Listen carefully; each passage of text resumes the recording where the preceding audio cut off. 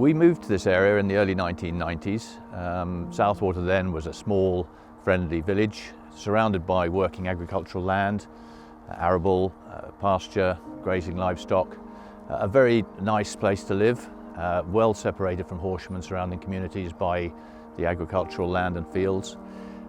But in recent times, this rural area has become under increasing threat from major house building development. Traditionally, it's been an area of woodland, a lot of woodland, with small scattered, normally livestock and arable farms spread across the Weald, and that's been the historic pattern of field and fallow for very many centuries here. So I feel very much part of the good Sussex earth in that sense. It is a lovely place to live. It is really lovely. Nice community. A very nice community feel about it, but obviously it's getting bigger and bigger, which... It's losing that feel of the village. That's what we liked when we first moved to the village. In the early 1970s, a number of applications were granted for new developments on the edge of the village. When the Horsham bypass was built in the 1980s, there was a considerable surge in house building. In the last 10 years, approximately 900 houses have been given permission for. That's almost 20% increase in the size of the village by numbers of dwellings. Most of those have been constructed.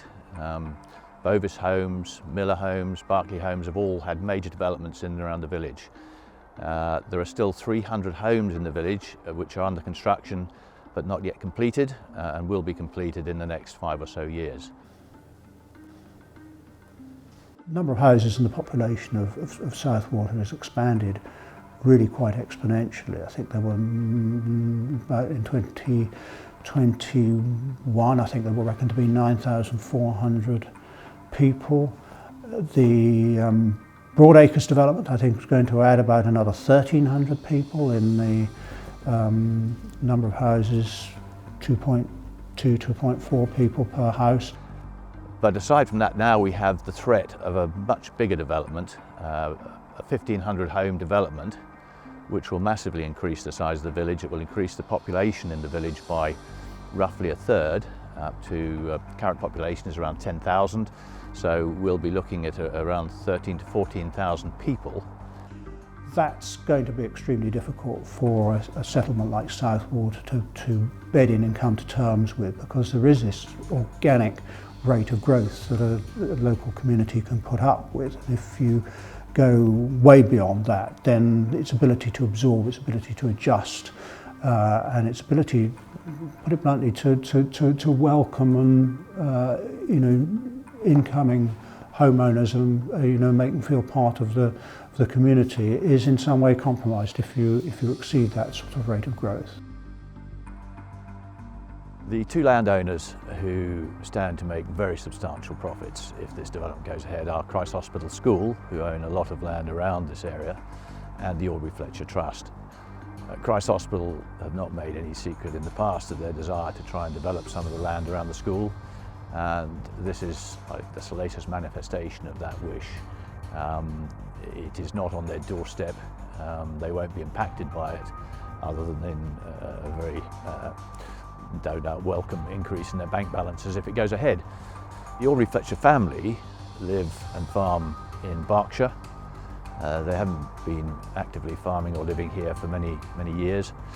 They had tenant farmers at Great House Farm, and as a result of the last Berkeley development and all the green land that took up, those tenant farmers were unable to continue farming there and have had to leave.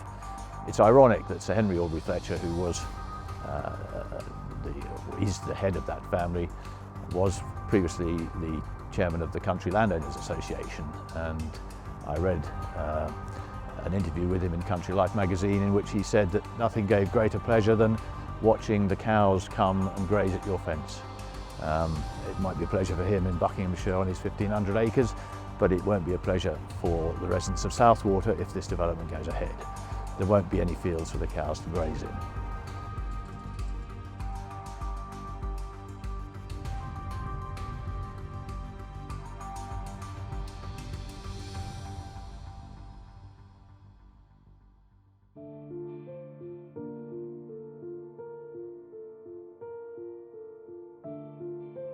Developers have to replace the biodiversity they are losing within the development plus an extra 10%. That is the legal requirement. Some of that will be within the development itself, which is why we see green spaces within developments to help with that figure. And the rest will be offset or traded with other companies or farmers who would wish to trade. But we can't really replace what has been here for such a long time. The biodiversity in the soil is huge. The soil is one of the most complex and biodiverse ecosystems that we have, and we are still learning about it.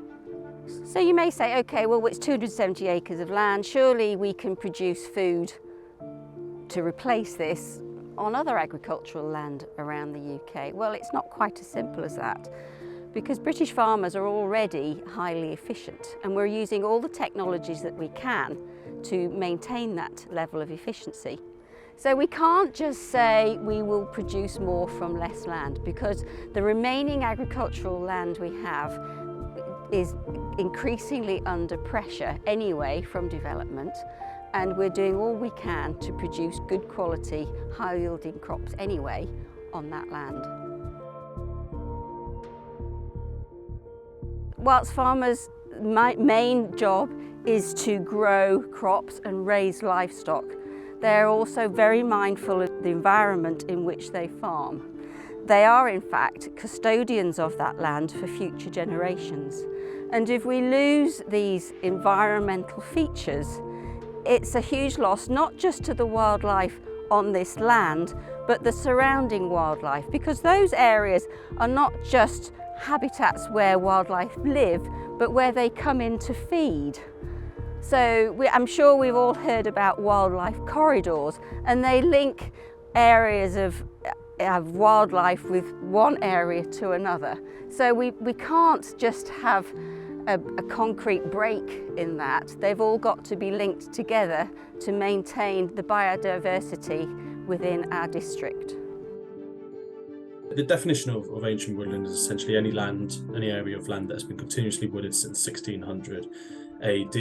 And in this time, over the kind of centuries and millennia that these woodlands have existed, they've become really precious habitats that are home to some of our rarest and most valuable species, whether that's mammals, birds, fungi, or vascular plants. We've cited impacts of this application on 3 different areas of ancient woodland. We've got Cortland Woods, which is a larger area of ancient woodland.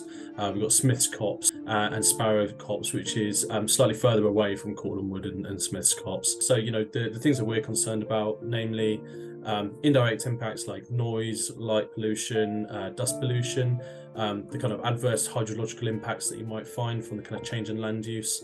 The fragmentation of these woodlands by being surrounded by new urban built development is a really key concern as well. Fragmenting these woodlands from not only each other but from other areas of semi-natural habitat. The UK government has set out rules for how ancient woodlands should be protected from any new type of development, and those are contained within their National Planning Policy Framework. So specifically paragraph 180 within that framework states that when determining planning applications, local planning authorities should apply the following principles. Any development resulting in the loss or deterioration of irreplaceable habitats, such as ancient woods and veteran trees, should be refused unless there are wholly exceptional reasons and a suitable compensation strategy exists. Wholly exceptional reasons would apply to the sort of things that you would consider to be the sinews of human society. So thinking about stuff like electricity infrastructure, new road infrastructure, stuff like new reservoirs might fall under that bracket. Large housing developments such as this do not fall under that bracket of wholly exceptional reasons. They're considered as part of this planning policy framework, and they need to uphold the same rules as a lot of other kind of development going on around the UK.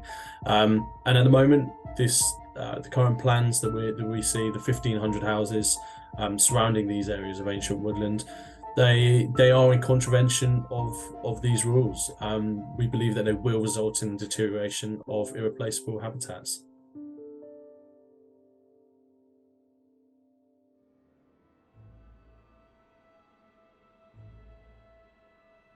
This is high-end upmarket housing, very nice properties, but really not responding to a local need. It's creating a demand for housing here, which is not local. The purchasers are coming from outside this district and even from abroad, where the properties are being marketed for sale.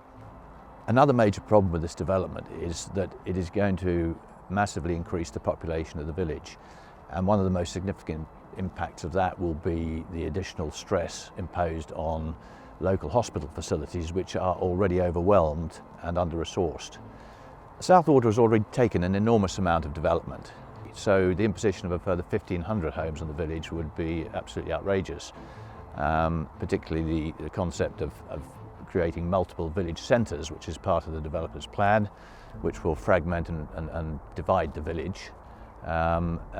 Which will in effect become a small town if these proposals are implemented.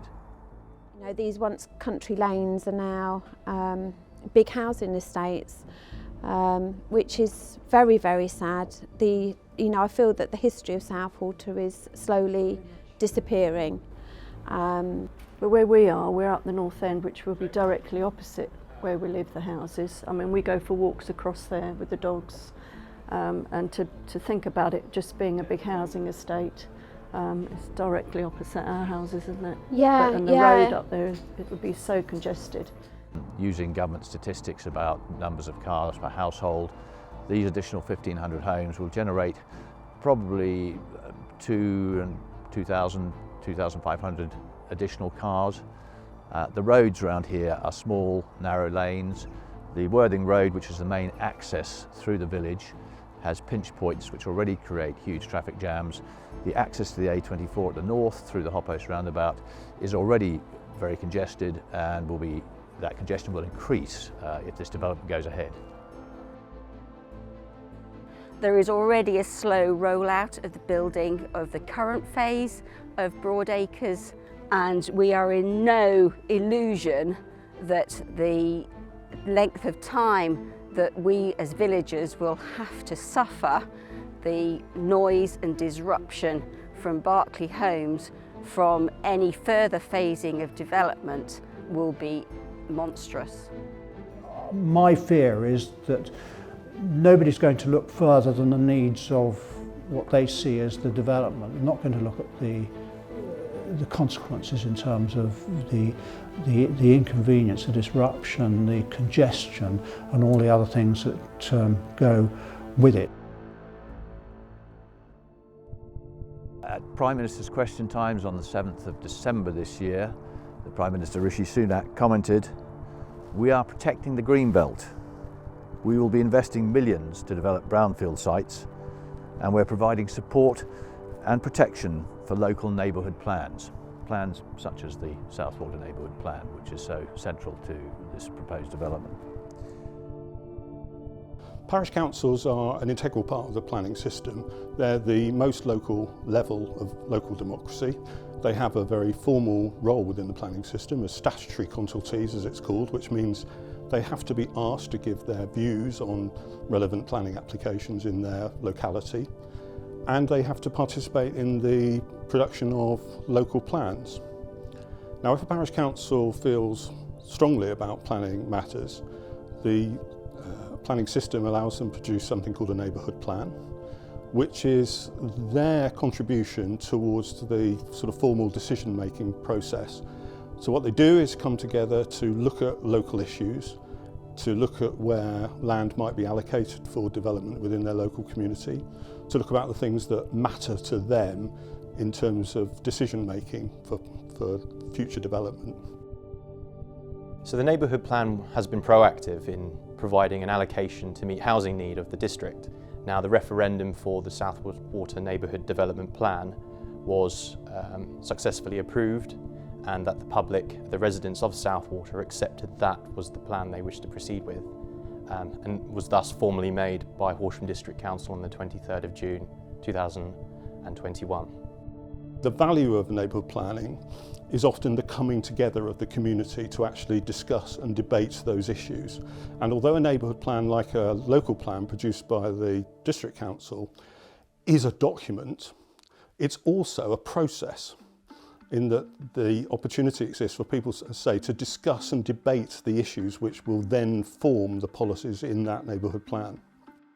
So the parish council were disappointed to see a speculative application go in so soon after the neighbourhood plan had been approved and made at the district council, where housing allocation had already been identified within the plan, and then this application had been put in where it just did not meet the parameters of the neighbourhood plan.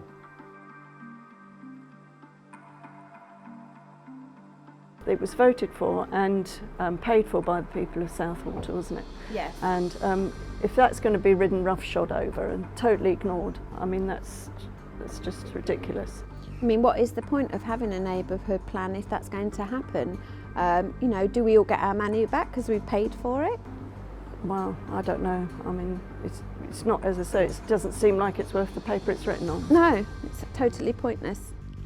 Every local planning authority, that's the district council in this area, faces a range of different challenges when it's looking at planning matters. It has to be mindful of what central government expects of it, and it has to try to meet the requirements of local communities as well. So that's where difficulties can arise for the local planning authority in trying to reconcile those very different competing objectives and pressures that lie upon them. And people will look at those from a different perspective, and that's one of the challenges of the planning system, which is the fact that for a local community, the outcomes that it would like to see from its neighbourhood plan may be different from those that the local planning authority feels that it's able to deliver on.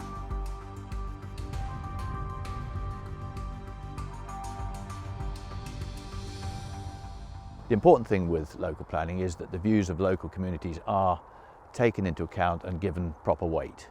The problem that the parish councils have had and the district councils have had is that the major developers, because of the centrally imposed government targets, have the upper hand, and they have become the architects of the shape of village growth and indeed the arbiters of what happens. I think overall, do they listen to people? Are they considerate? They know what the village wanted. It's there in the neighbourhood plan. They know what the village wanted because they had their own consultation earlier this year and asked for feedback, and they got it. And there was a very resounding no, we don't want it from the village.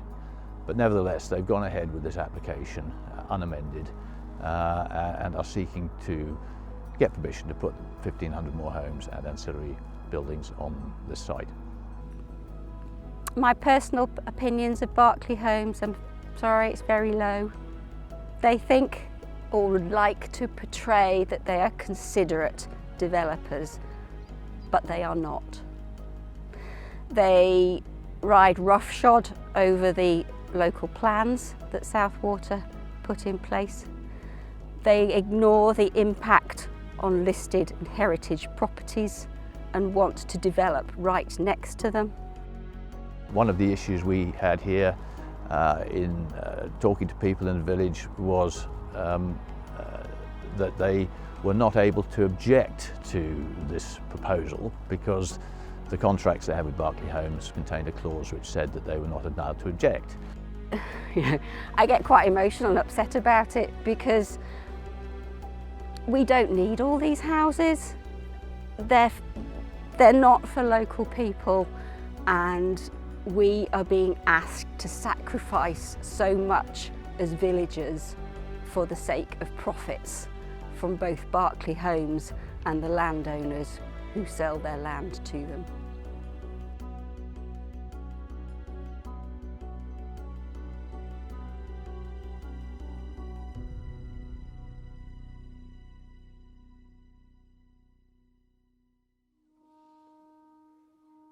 There needs to be a better dialogue with communities, that they really do need to be better empowered, and it's no good giving them rights and input and then deciding that that actually doesn't really matter after all, because some other decision is going to be made somewhere else, either by the district council, by a government inspector, or let's face it, by an opportunistic developer who thinks there's an opportunity of pushing it through.